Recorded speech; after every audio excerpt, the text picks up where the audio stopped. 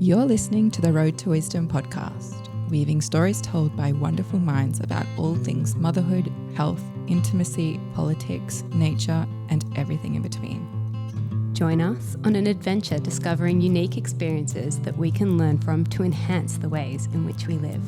We are your hosts, Chloe and Kashia. Welcome everyone to the Road to Wisdom podcast. Today I am delighted to announce that we have Yolande Norris-Clark on. Yolande is an author, excuse me, and oh my God, the list of birth beauty that you bring to the world goes on and on. I could sing accolades, but today I particularly am very excited to have you on, Yolande, because I discovered you, I think after my first free birth. I think I discovered the Free Birth Society, and that's how I found you. And it took a little while for me to like really get into that. And I was pregnant with my third at the time, and listening to you speak was so beautiful. Like there were so many things that I felt like I had a feeling about, but I never had the time to really like process that or think through it. And then you come in with these beautiful words perfectly describing the things that I was feeling. And it was really wonderful. And then again, during COVID, when I was pregnant we were both pregnant with our fourth. And I think you were pregnant with your ninth at the time. I think, is it Helio? Helio and my fourth bub poet are only a couple of weeks apart.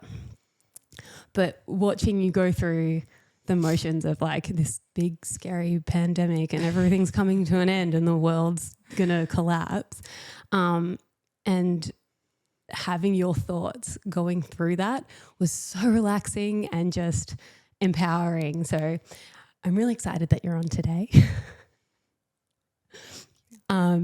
Obviously too, to talk about your beautiful new book, Portal, which is fierce, and I wouldn't have expected anything else coming from you. But it's been fantastic and also extremely what's the word? Triggering, yeah.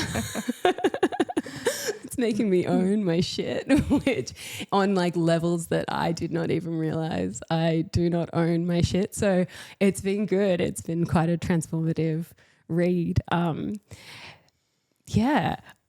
going to just keep babbling on if someone doesn't stop me.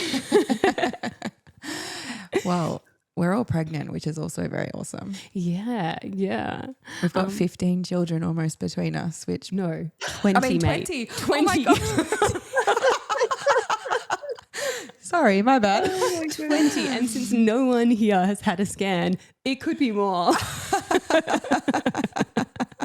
Really? Oh my gosh. Well,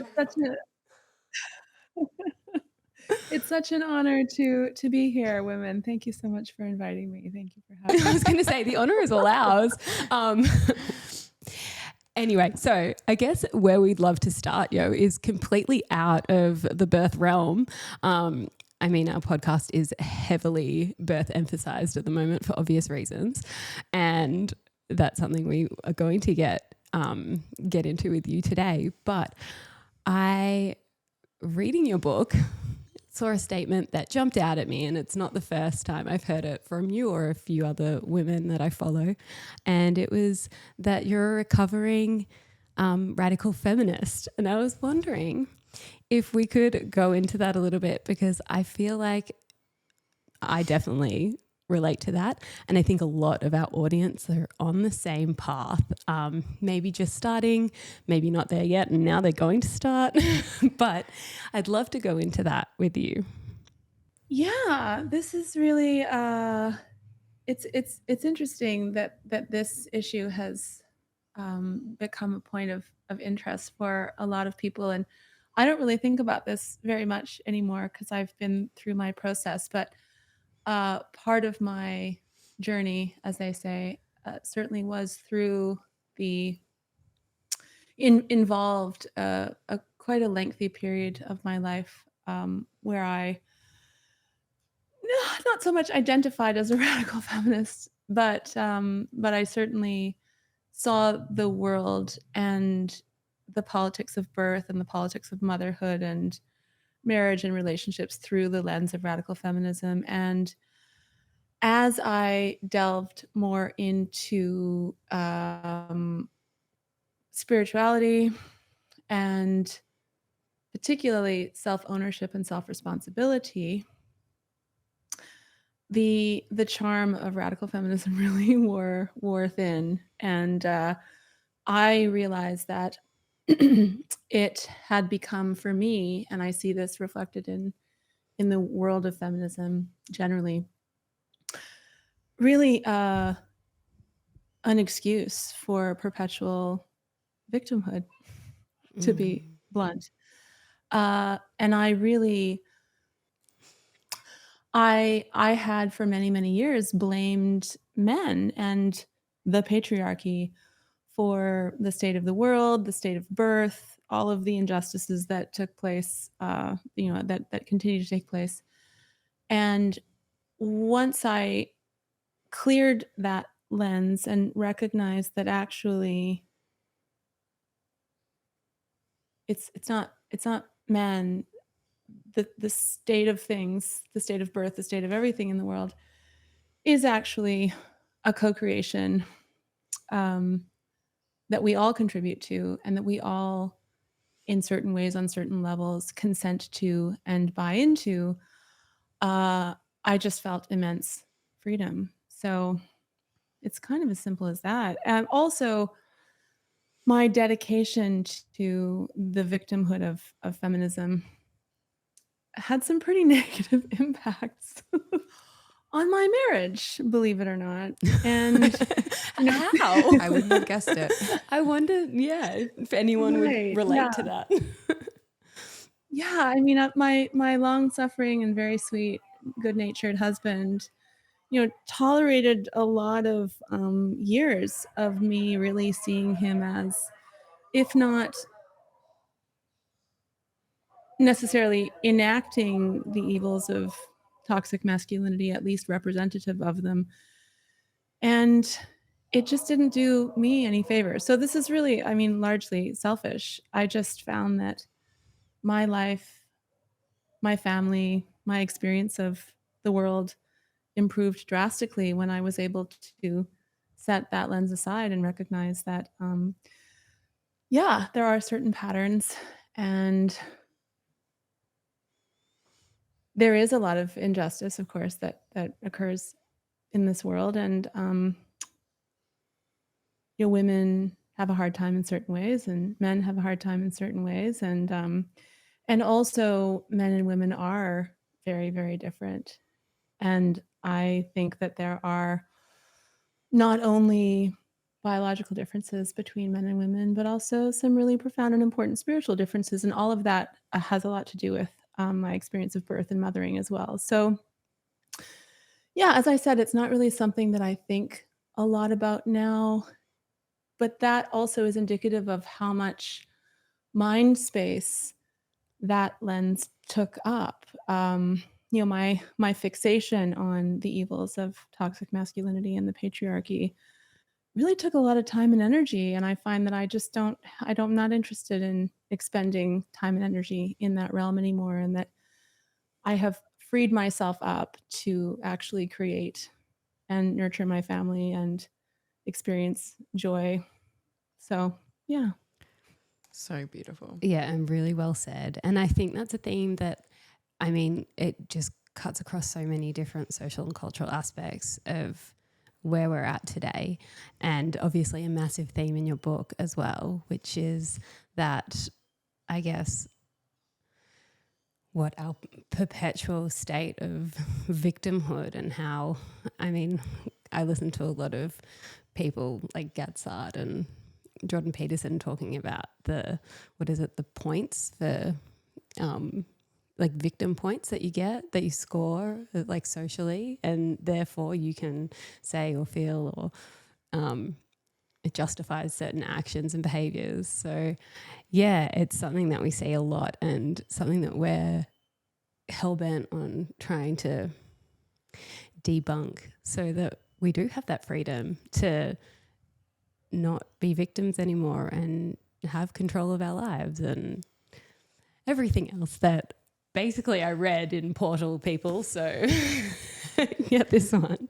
But I'd really, really love to go from there into our addiction to drama and the victim triangle, because it's not something that I've ever so little backstory. I've always been able to look at other people and be like, oh mate, you're in like a victimhood. Like, yeah. You're in a real state of like, you need to stop. Like, if you're always going to be the victim, like that's really, Anyway, I never actually said it, but in my mind. And then reading through the victim triangle, which I didn't know about until Portal. You're like, oh shit. Like, oh shit. Oh my God, I do it too. It's me. So yeah, when you were describing that hero card or the hero point of the triangle, I was like, oh my God, it's me. And I was discussing this with my husband because he falls into that as well. But yeah, it was definitely a big realization, and it's just a place where I guess we can take ownership again when we understand these. But I'd love to go into, just the dedication we have to drama and victimhood. But also like it would be good to talk about like how that inhibits us from having like that ideal, beautiful birth outcome. Yeah. So we're gonna talk about the drama triangle, victim consciousness, and how our dedication to drama can impact our birth experience. I was introduced to the concept of the drama triangle quite a few years ago, but it was really my best friend and co-creatrix, Emily Saldea, who has done so much incredible work in this area specifically. And the way that Emily expands on the drama triangle and explains it is really quite masterful. And it is true, absolutely, I think, that that the hero version of victim consciousness is often the most insidious. So it's pretty familiar to most of us when we're, whining and crying and, overtly playing the victim. But the gesture of heroism and the way that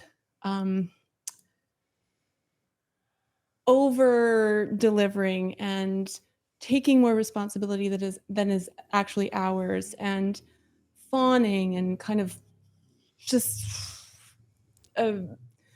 spreading ourselves thin as women. There's so many different versions and ways that women especially hero ourselves and each other.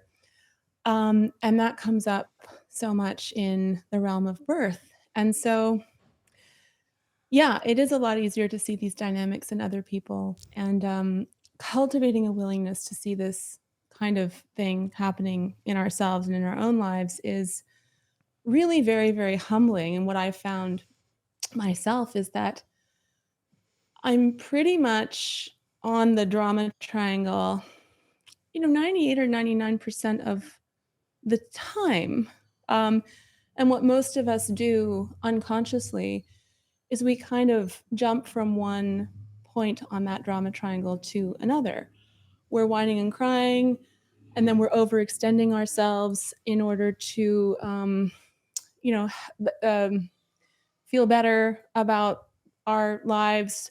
We're turning other people into victims so that we can save them and, aggrandize ourselves in whatever way. We're sacrificing ourselves as mothers. We're martyring ourselves as mothers or in our jobs or whatever, which is another form of heroism. Or we're blaming other people, or we're blaming ourselves. And all of that represents versions of victimhood. So I think there's something really valuable about expanding this conversation around what victimhood really consists of and what it looks like, because it's a lot more than most people would immediately recognize. And making excuses is not just reflexive for most of us. It's not just mirrored in the wider culture or mirrored in our parents. It's actually encouraged, and it's certainly encouraged within the world of industrial birth, whether that's obstetrics or medical midwifery.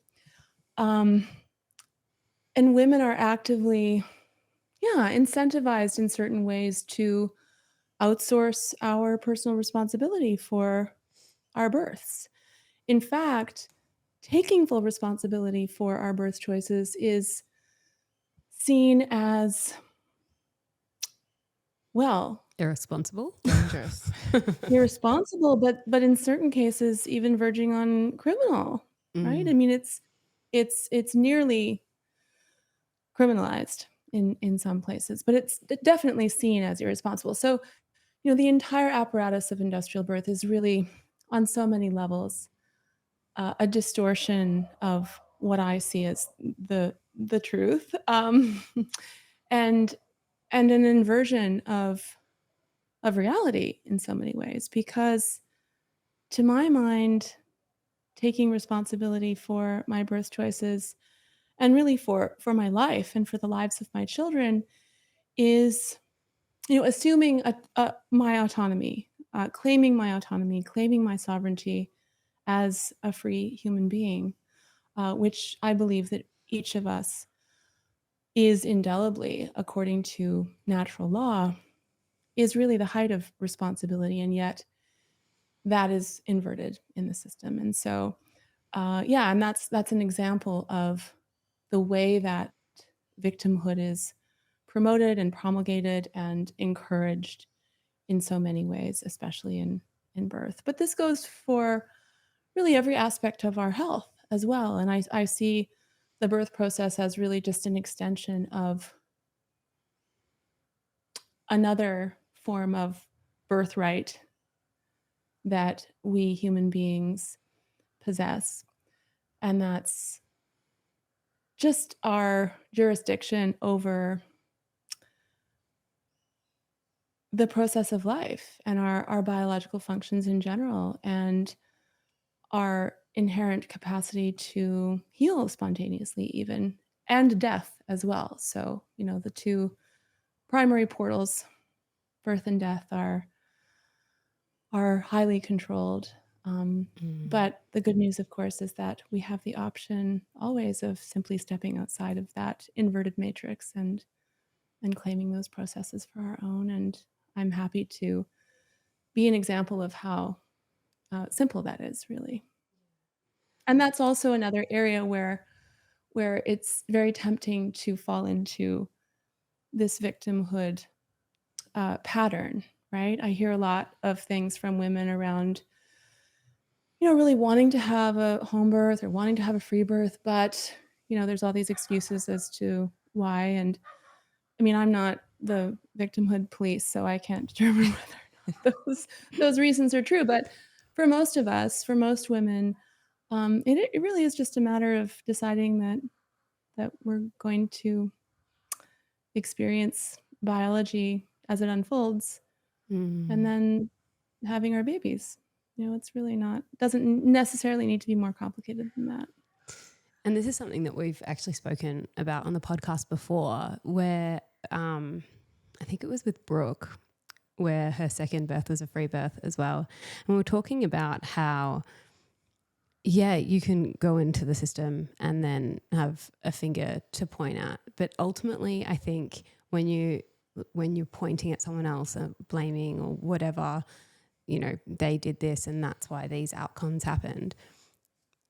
I think there's always a really deep knowing that it was you. It was on you. Like, you could have done something and you could have changed that outcome. And so, I mean, for me, when I think about it that way, I'm like, well, skip the middleman and then I can just take full responsibility and I can make those decisions, and it's very clear about what's going to play out, or if it does play out, like where I could have done better. Yeah.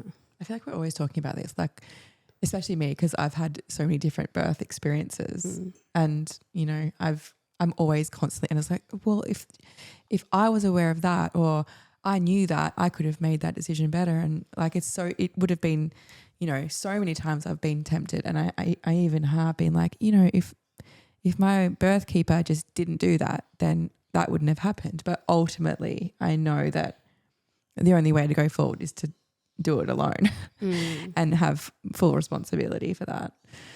So yeah, it's easy to default there.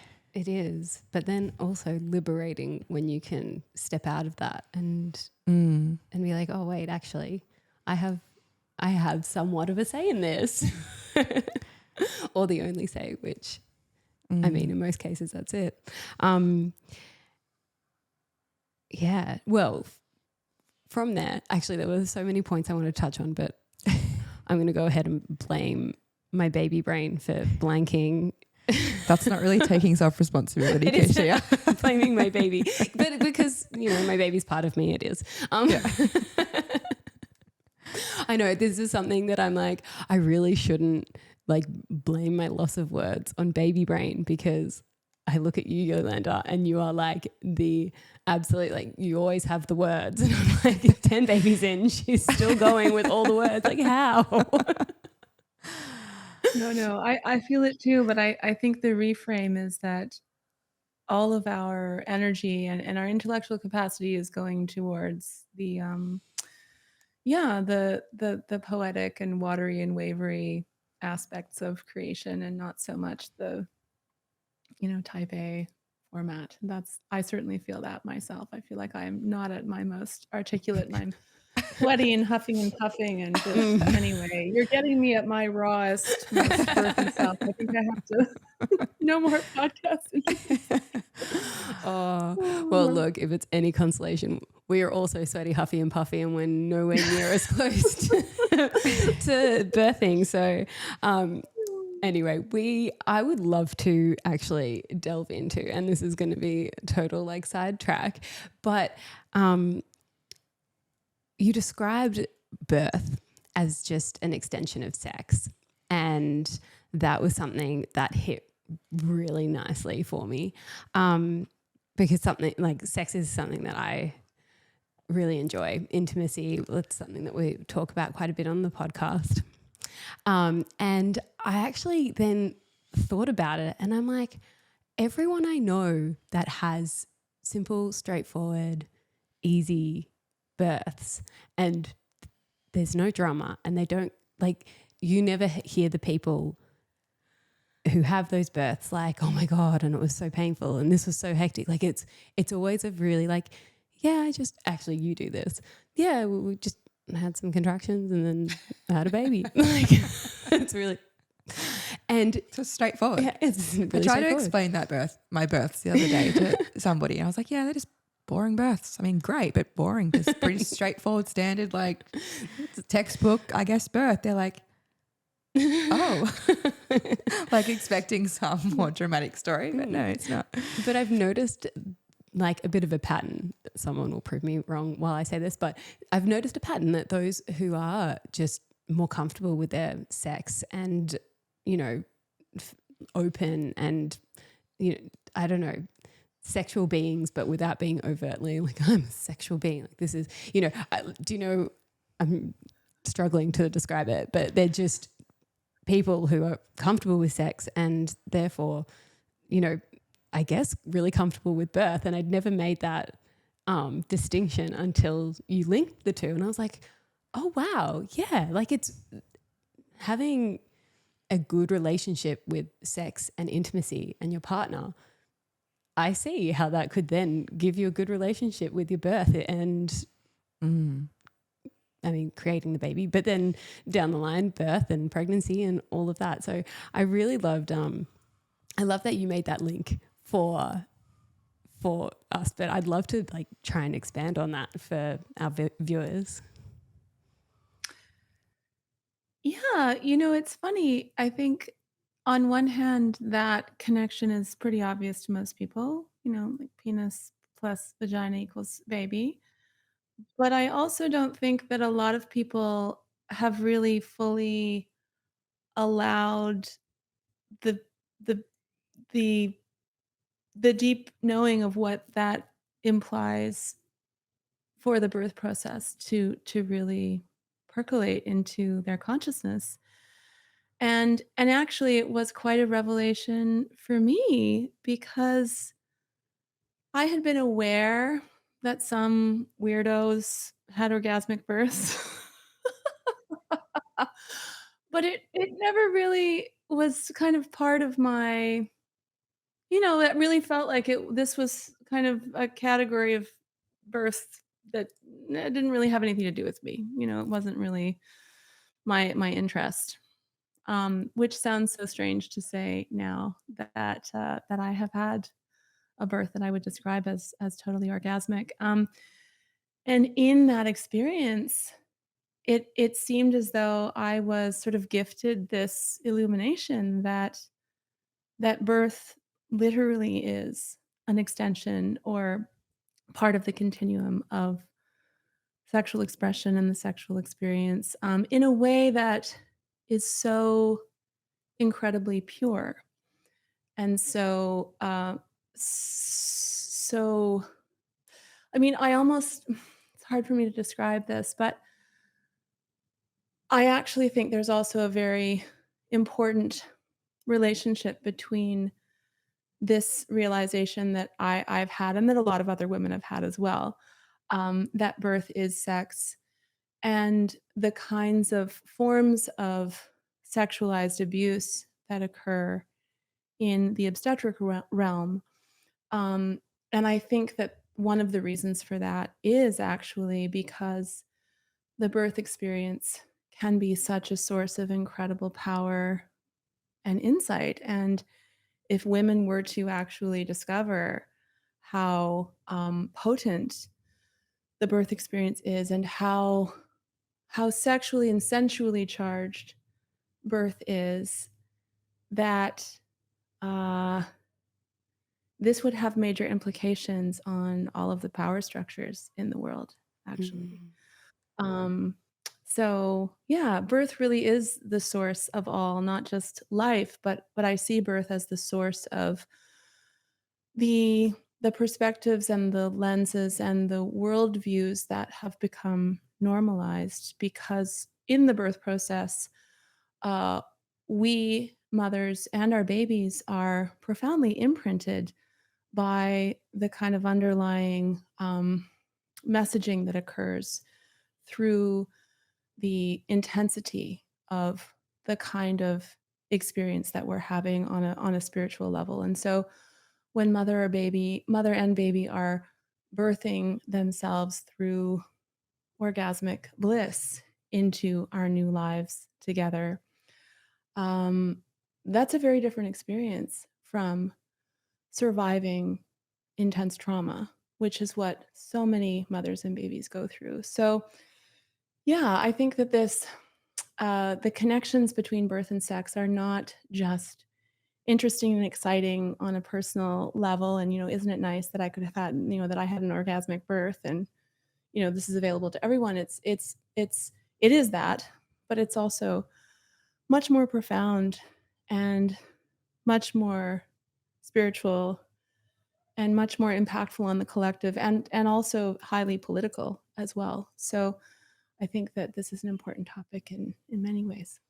And I'd love to link that back to, like, I mean, everything you just said about birth, we can also experience in sex. So if you haven't had babies and you are working on that and like practicing that with your partner, and you're in that realm where you're taking each other to other levels of pleasure and realms of experience, then it's almost practice for being able to have a really epic birth. But yeah, and I think that, you know, we can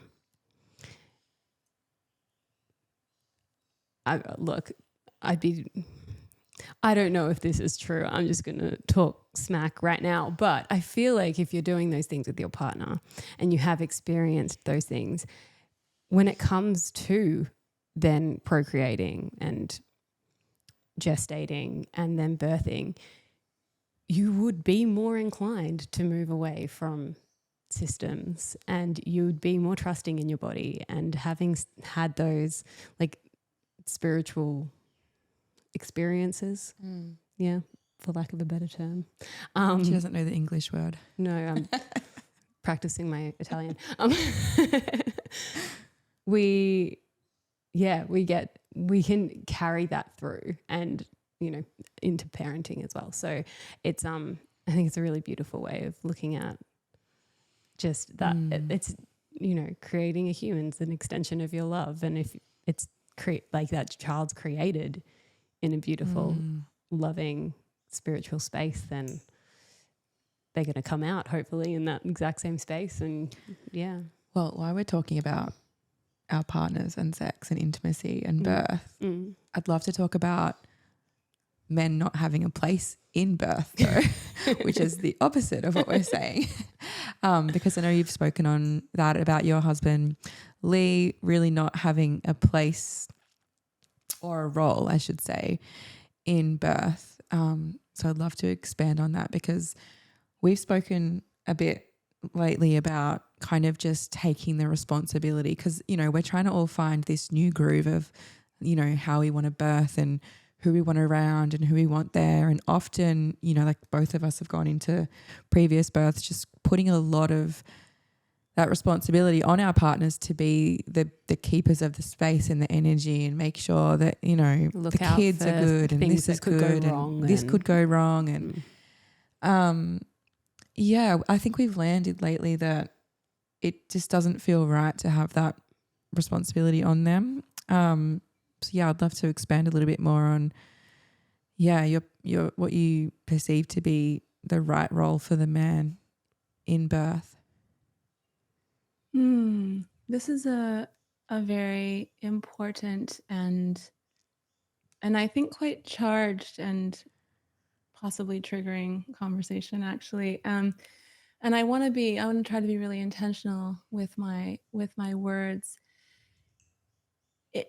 I wouldn't say that I don't think that men have a role, or that they don't have responsibilities. So I actually feel quite strongly that my husband does have a very important role in my births. And he also has very important responsibilities, but they're not the same responsibilities that I have.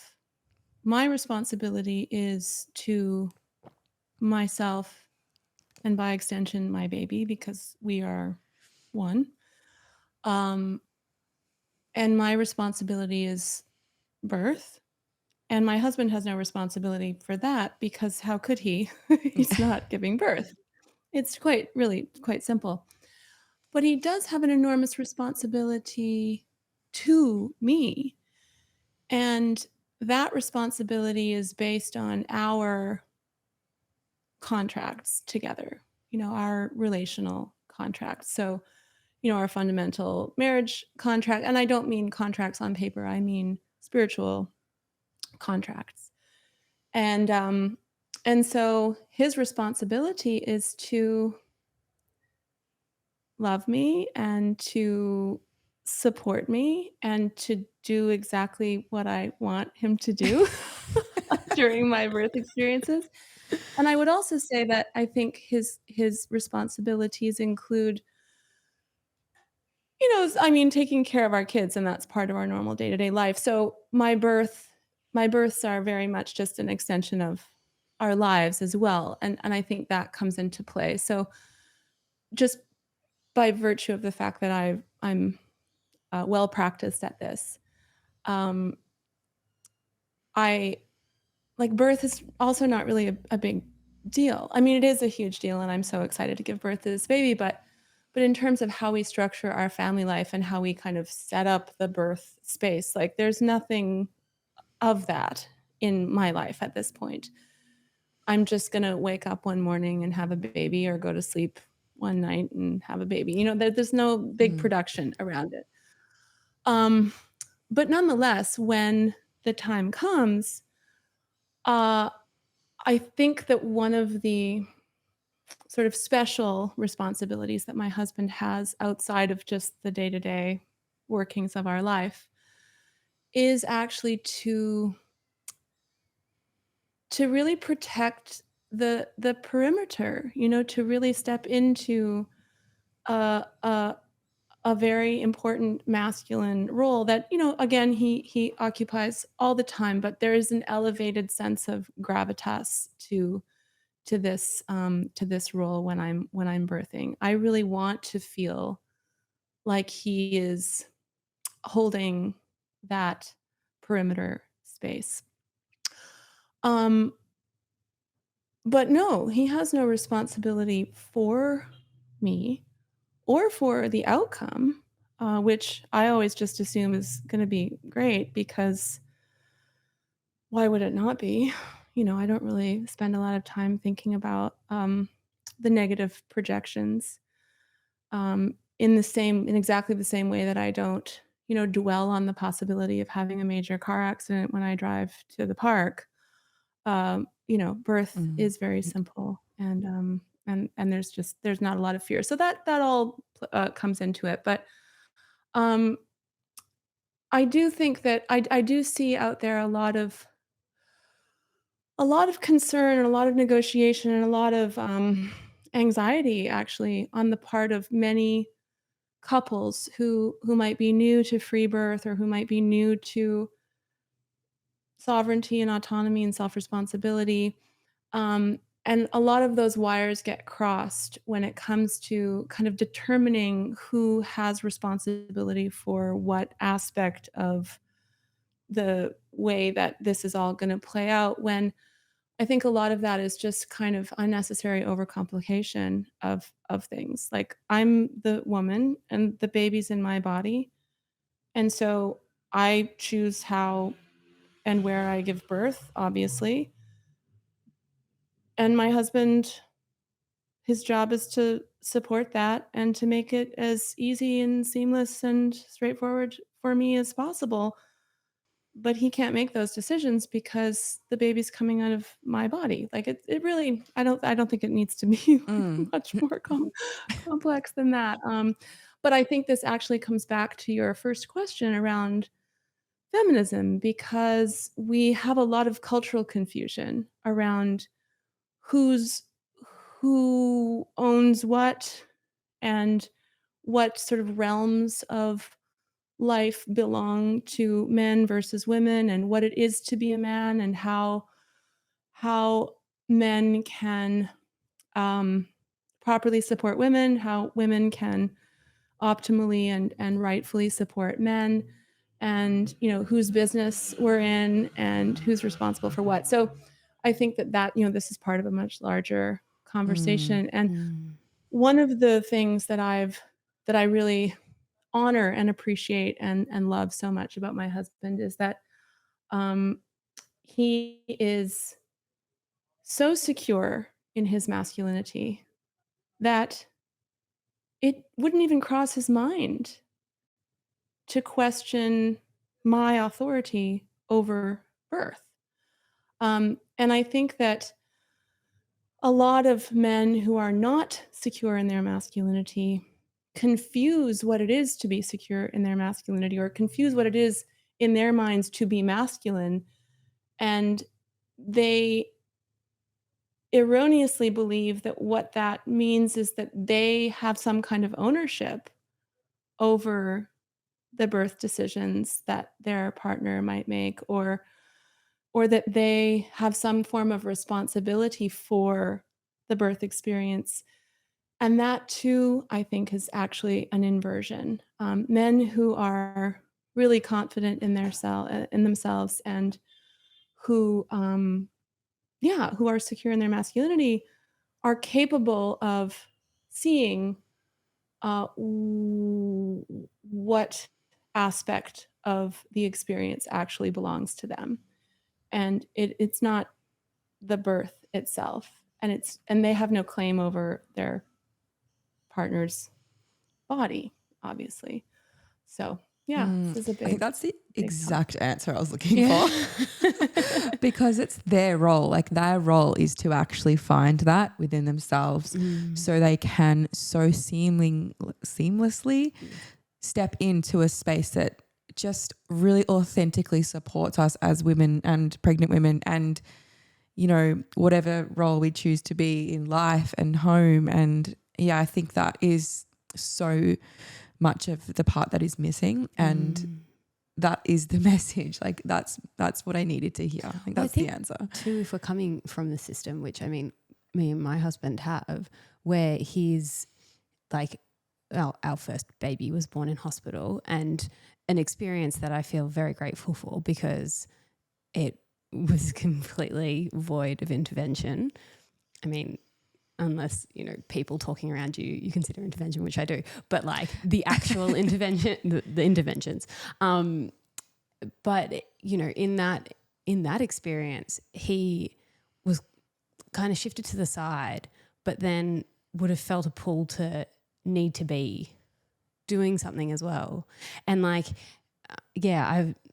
sorry, these are new thoughts, so apologies, people. But like, yeah, if you're coming from that environment where, you know, maybe you've done a course beforehand, which we didn't, and, you know, your partner is like, okay, I've got to advocate and I've got to be doing this and I've got to, you know, have so many different like managerial roles, more or less, with all the different people that are in the room that are going to be touching my wife or partner.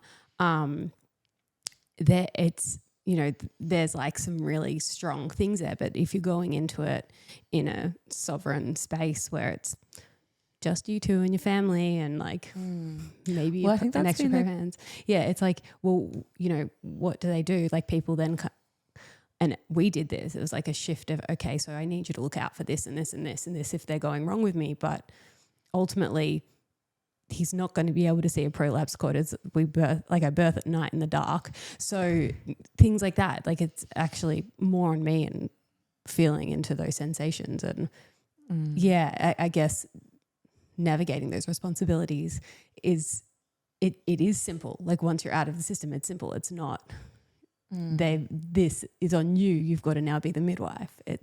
You're actually just my husband and I'm my midwife, essentially. So, yeah, sorry, cut you off. No, I you've covered it finally. Okay. Yeah.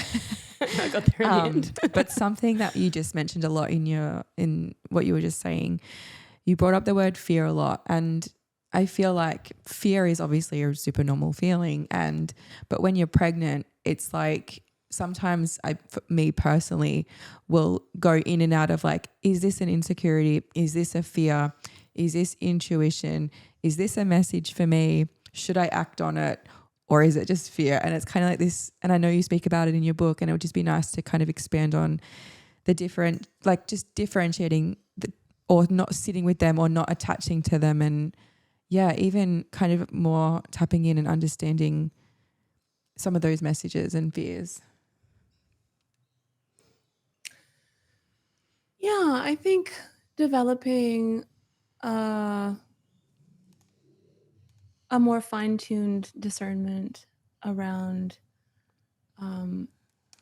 different kinds of fear is something that we can practice. And fear as well, just like victimhood, is also strongly encouraged and cultivated and promoted in our culture. And so for me, a big part of shifting my relationship to fear and particularly unproductive kind of anxiety looping fear, I get that which a lot. I experienced a lot as a new mother. Yeah. That had a lot to do with changing my relationship to this culture and actually consciously disavowing my kind of my consumption of various forms of culture and propaganda, and then really delving into this idea of crafting a discipline around fear. So I think practicing setting aside fear, practicing discernment around fear really does go hand in hand with these deeper forms of shifting our consciousness. So, the more I learned about how industrial birth practices work and the underlying impetus behind these practices, and also just how birth actually does work and how simple and straightforward birth is, alongside establishing just some simple methods for choosing how to set aside these fears that were not actually based in reality. So again, I think we're strongly encouraged to really spin out and to live our lives in a state of fear, so much so that we therefore, in response to this kind of constant nervous system overload, we succumb to the temptation to outsource our authority. And there's a big connection there in terms of culture, how fear feels, and the outsourcing of responsibility. And so all of those things, I think, work in conjunction. And the more that I practiced disavowing victimhood and really claiming self-responsibility, the better I was able to interrogate my fears and to really midwife myself through just simply setting those fears aside. And that stuff comes up for me now. But what I've noticed over time and through practice is not that I no longer feel any fear at all, although I certainly feel less. But rather, the real revelation is that I've been able to minimize the time and energy that's involved in simply setting my fears aside. So I can do that really quite quickly now. I experience a moment of fear, I acknowledge it, I ask myself if there's any basis for this in reality. Nope. And then I don't need to focus on that anymore. And I reorient my attention to the likely and desired outcome. And I know that may sound simplistic, but it does work. And we can get better at it. Absolutely. And I think it is a practice too. Noted. Yeah. Let's start practicing.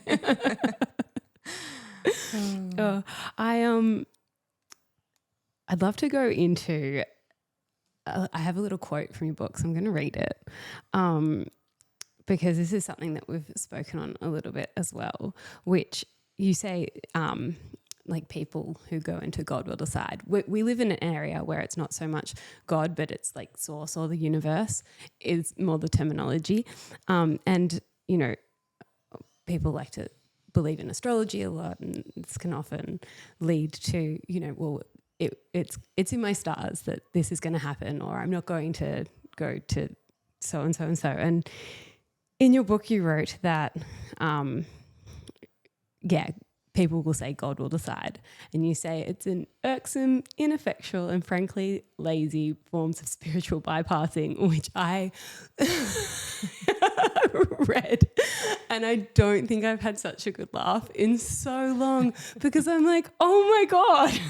Louder. Yes. But it is. And I think if we can see that and see that it's spiritual, like, saying, completely offloading any responsibility to, it's out of my hands, it's up to the universe. Like, it puts you in a victimhood state. So bringing it back to no, we have power in our choices, and we have power in making decisions that are going to subsequently lead to certain desires.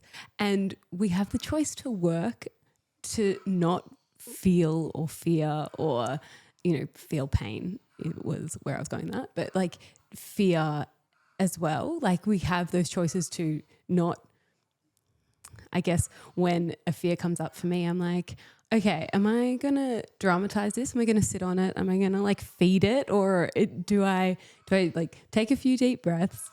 Again, like you said, see where I'm at. Does it have any basis in reality? And then move on. And this is for everything, I guess, if you want to achieve anything in life, but I guess we'll stick to the birth space here. You also have those options. So I did want to thank you for that, because it was a good little giggle. But also I'd love to go into the spiritual bypassing of offloading our responsibility, and how we can actually bring it back to making those choices. And like choosing is a massive theme in your book, being able to choose a pain-free and orgasmic experience through birth. So yeah. Oh, goodness. Yeah. um, I really do believe and know that the greatest gift that we have been endowed by God, Source, the divine, however you conceive of it, and this is obviously my personal view, is the gift of free will. And I think most people understand that concept in terms of the material world and where we choose to go or what we choose to physically do. But things really shifted for me dramatically when I started to actually recognize and accept and incorporate into my reality, badly, by the way. I mean, I don't I'm really, really bad at this, let me tell you.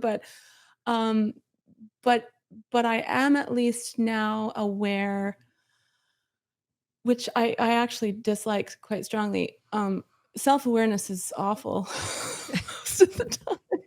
Like I can see now that not only am I choosing, what to eat for breakfast, but I'm actually always in the process of choosing where I focus my attention and my thoughts as well. And it's very humbling.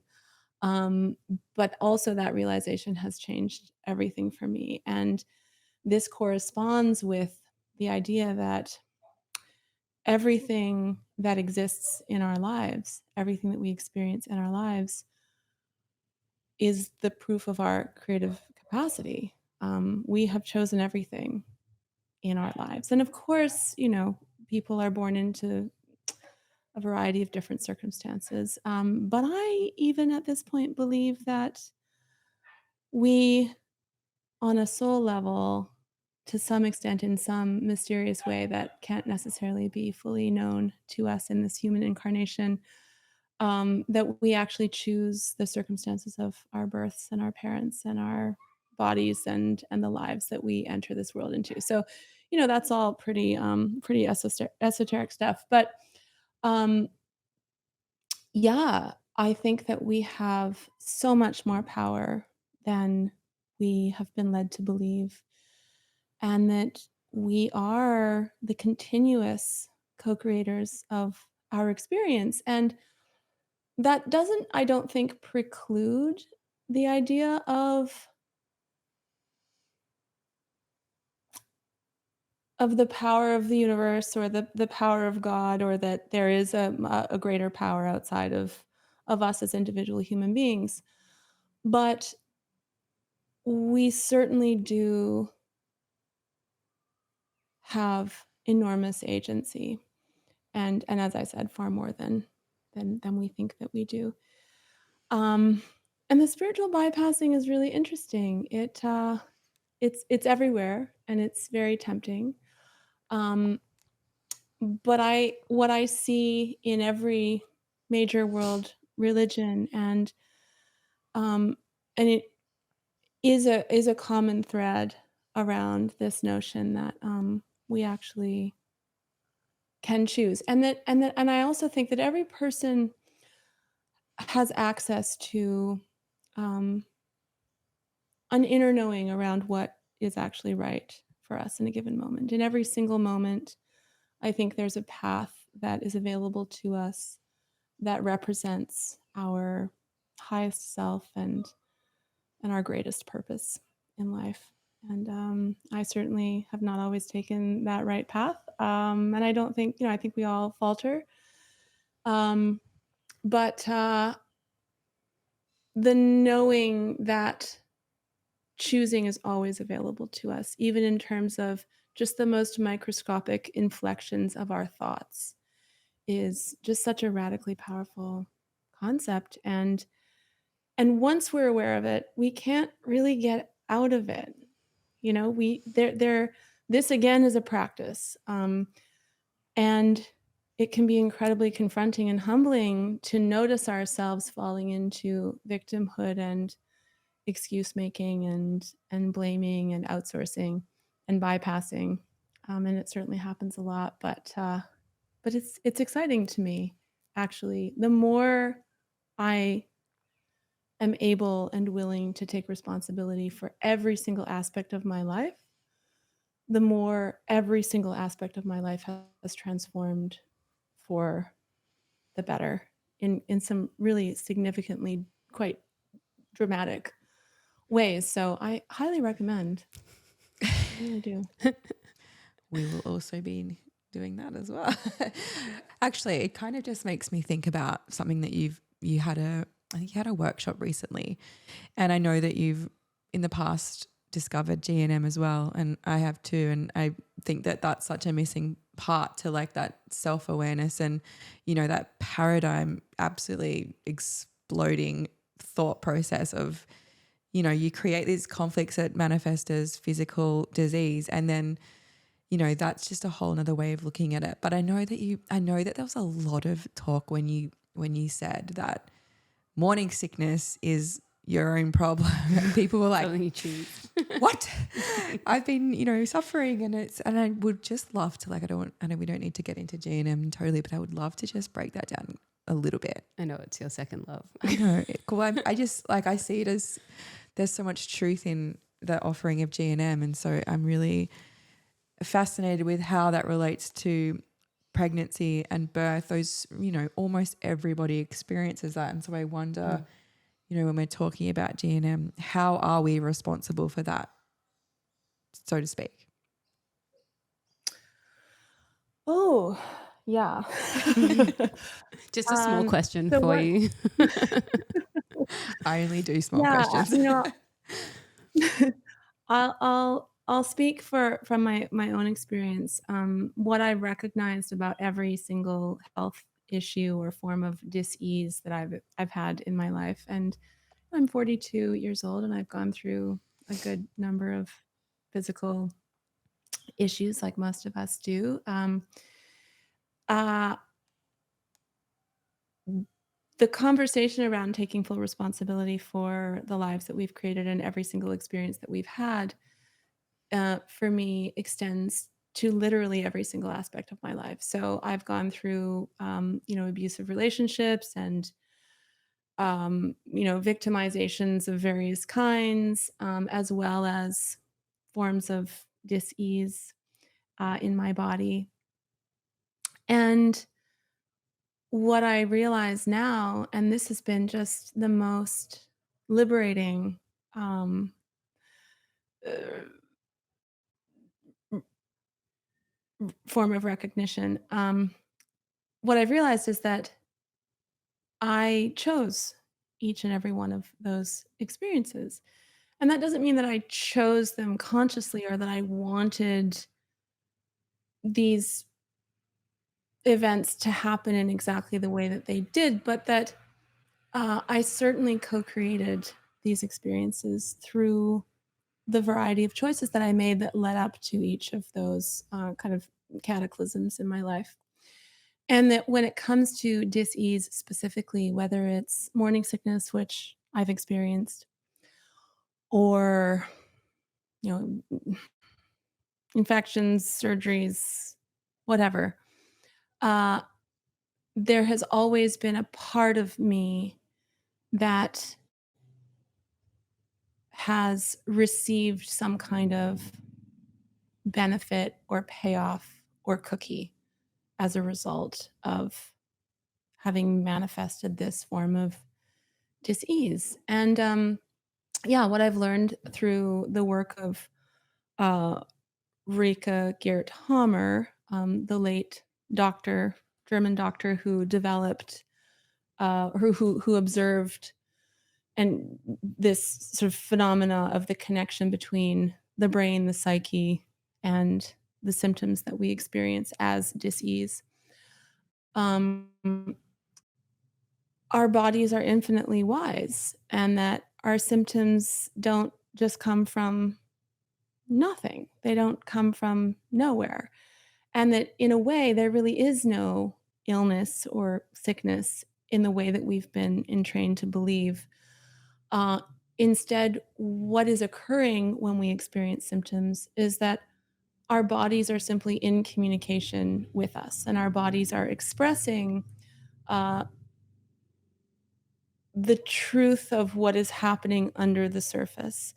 And our bodies are in the process of actually healing from various forms of conflict. So essentially, what this means is that every form of dis-ease, discomfort in the body, is actually the body rectifying misalignment. And misalignment happens most often when, for whatever reason, we experience something in our lives that pulls us off course, that pulls us out of integrity, that threatens our sense of survival on a multitude of levels. And what occurs at that point is a kind of course correction, or a form of, I mean, it's actually the healing itself, right? So the symptom is the healing process initiating in our bodies. But what can and often does happen, and this is very much the case when it comes to um, recurring symptoms, so allergies, chronic illnesses, autoimmune illnesses, things like that. What that often consists of is, it's almost a kind of well, it's a re-triggering of a psychic association that we've made with certain aspects of our experience.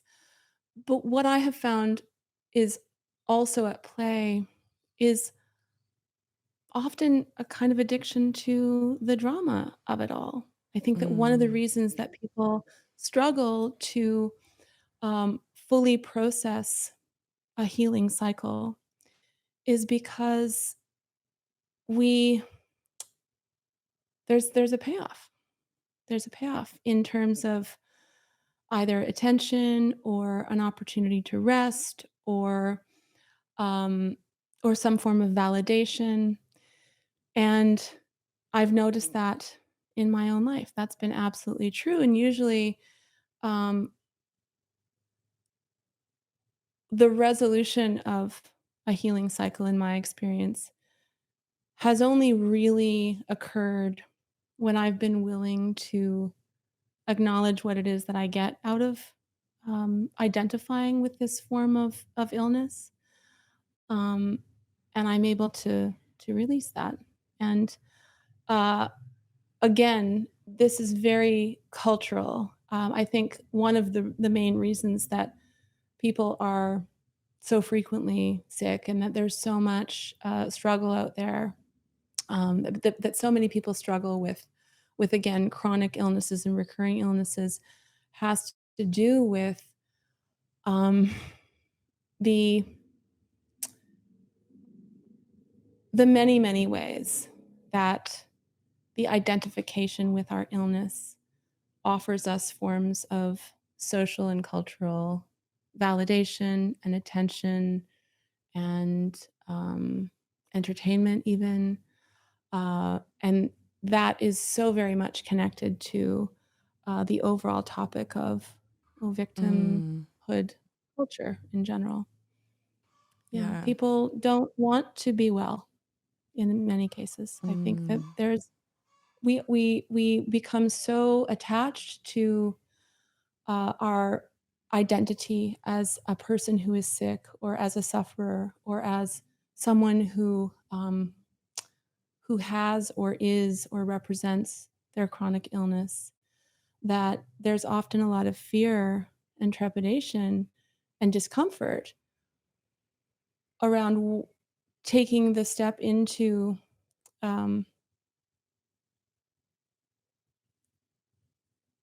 well, the loss of identity is important, but then identity is also wrapped up in the actions that we take in the world as well, right? So in order to complete a healing cycle, in every case, I would say, what is first required is a willingness to actually become a new person. It involves a rebirth of sorts, whether, and that can occur in small ways, in forms of dis-ease that are not as entrenched. But when it comes to longer term issues that someone might have lived with for some time, then that rebirth is going to be more significant. It's going to involve more investigation and more honesty and more openness and more vulnerability and a willingness to, yes, repudiate victimhood and to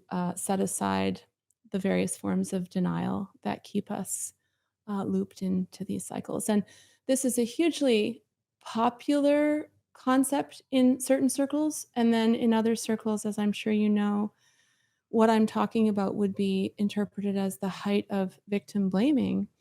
And that also represents a really interesting form of commitment. Like if hearing this is triggering and strikes a person as victim blaming, then that is inevitably true for them, and this can never work, you know? But what I find so interesting is that there is a small percentage of people who will hear this, and it'll make sense to them, and they will be the ones who will follow the path of claiming the power that they have inherently, as I know this to be true, to allow their bodies to complete the healing cycle. And it's as simple as birth. They're two sides of the same coin. And I think that people are terrified of birth or of sovereign, spontaneous, liberated birth for exactly the same reasons that they're terrified of the prospect of just allowing their bodies to heal without participating in the kind of hero victim symptom management pharmacology culture, right? It's just such a foreign concept to most people as human beings that our bodies are designed to heal, that healing is inherent, that healing is instinctive, that healing can happen more effectively, I think, in the absence of that inverted industrial medical matrix than with the supposed support of it. I mean, I don't really know anyone, quite honestly, in my life who I can truly say, by my observation, has ever been helped by the medical industrial complex. Literally every interaction I've ever had with them, which hasn't been extensive really, with some exceptions, has been destructive to my health. And as I see it, that entire industry, it was designed from its very inception to damage people's health while telling us that we need them and that we're dependent on them. Yeah, I love that. Yeah. I love your perspective on that. And I agree with it. Do you really? While I also get G&M really triggered skeptic. by, I am also a G&M skeptic, but I also tried it the other day and it worked. So you're winning me over. Oh my gosh, I know. Yes. Amazing. Well, we'll let you go, Yolande. I feel like we've taken plenty of your time, and we've thank you for unpacking some of those questions and I guess phrases for us. It's always really reassuring, I guess mainly reassuring to hear over and over again that we are designed in such a way that we can birth, and not in pain and agony and power through, but in like we're designed as human beings to be able to experience pleasure as well. So thank you so much for bringing that into our realm in this, especially in this time of life. And I think for many of our listeners who are following along and either on the conception journey or also everyone seems to be very pregnant at Everyone the moment. that's hanging around us is pregnant at the moment. I don't know what we're brewing up around here, but got some fertility pheromones going. Well, before we let you go, Yolande, where can our listeners find you to get more? Oh, it's been such fun to chat with you women. Thank you so much for having me again. And probably the best place to find me in the public realm is on Instagram. That's where I tend to rant and rave most often. And I'm at Bauhauswife on Instagram. And my website is Yolande Norris-Clark.com. And I would love to gift you women some goodies that you can share with your audience. So I'll have my wonderful assistant Olivia send some things your way. I'm launching the live version of my online course that's also called Portal, and that's happening in February. So I'd love to give your audience maybe 2 spaces. yes. Oh, that would be so beautiful. I know that. Look, we got a lot of engagement when we said we were interviewing you, so I'm sure there are so many people that will jump on that. So thank you. That's very generous. Well, Thank you so much. Goodbye, everyone. Thanks again. Bye. Thanks for tuning in to the Road to Wisdom podcast. To join the journey, you can follow us on Instagram at theroadtowisdom.podcast and at www.theroadtowisdompodcast.com. Don't forget to subscribe and leave a review. We look forward to seeing you next week with more juicy content.